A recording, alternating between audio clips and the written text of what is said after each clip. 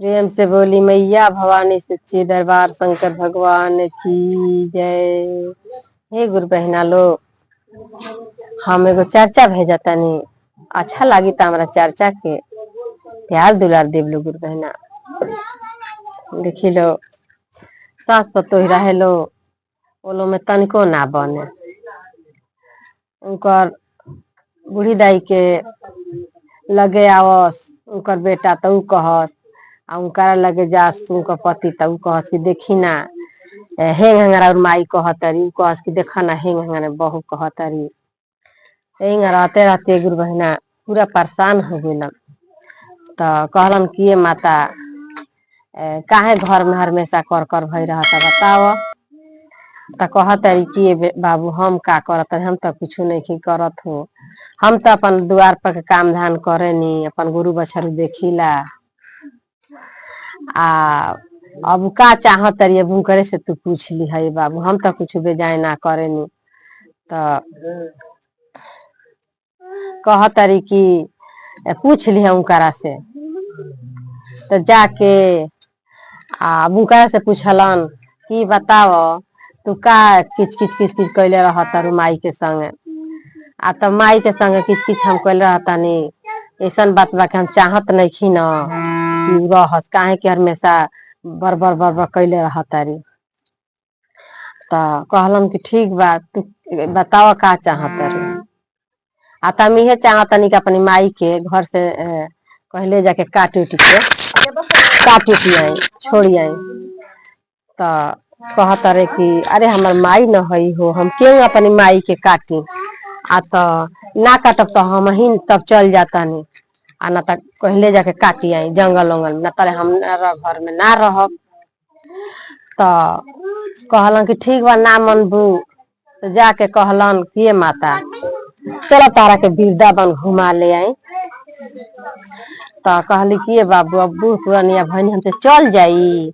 तो काहे ना चल जाई, चलो धीरे धीरे बैठत उठत चली है, क दिन के जिंदगी बतानी घूम फिरी आव। कहली कि ठीक बा, लइकवा ठीक है कहता हमार। तो जाए लागल गुरु बहना, जा जात कुछ दूर गइल लो तो थाक गोली बूढ़ी दाई।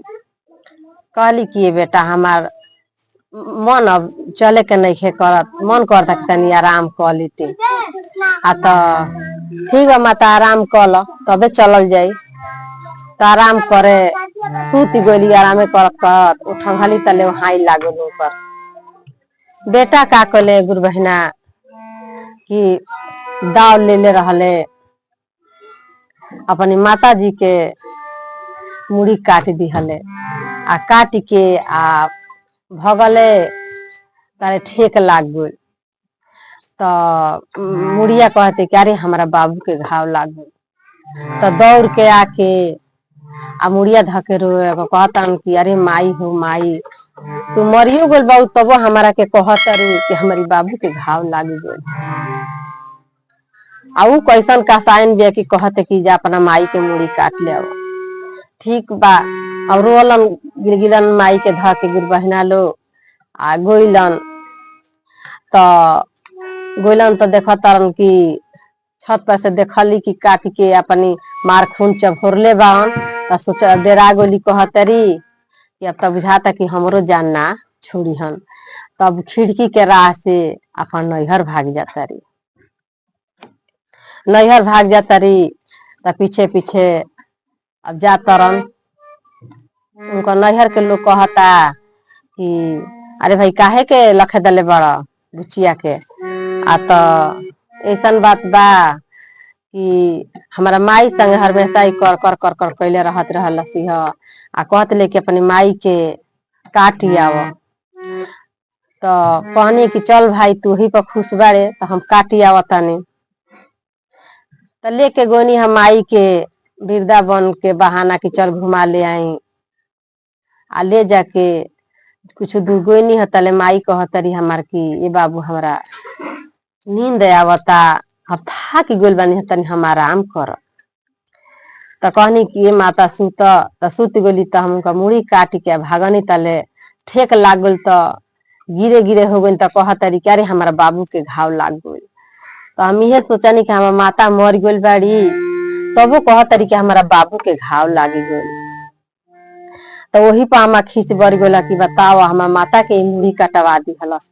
तो वही खीसी नहीं यकीन करो कि हम काट। तो उनका नहर के लोग कहलो कि ऐसा बात बा कि जेवना भावे तू आइल बा जल्दी घर से भाग जा, ना तो तू घर में हमनी के ठीक सबके यही करे लगी, तोहरे बुद्धि के हो जाई, जल्दी घर में से भागो। खेत दिहल लो आवे लगली पीछे पीछे। तो कहतारन कि अब कहाँ भाग जाए, जैसे ना तो जना दाव से माई के कटले बानी, यही दाव से तोहरों के हम काट दे। तब अपना घरे चली गई नेगू बहना, आऊ के चली गई, ना घर के भली ना घाट के भली।